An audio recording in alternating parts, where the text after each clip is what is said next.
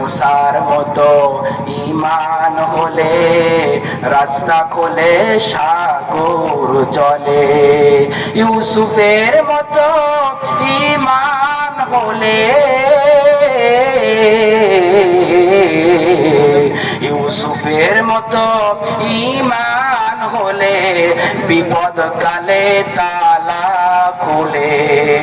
ও ইব্রাহিমের ঈমান যদি থাকে বিদ্যমান,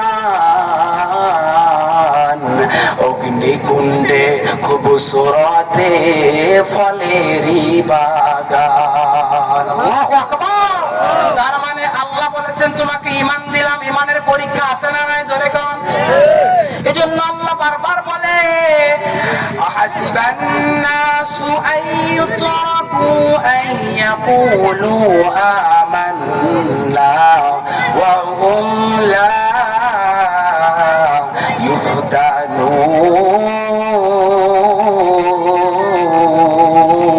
ইফতানুন। এরে ভাই, কালকে এই মাইকটা তুই যদি দিতি আমি কত শান্তি পাইতাম। আজকে বিশ্বাস করে 1 ঘন্টা করে ধরে আমি বয়ান করেছি আমার মসজিদে।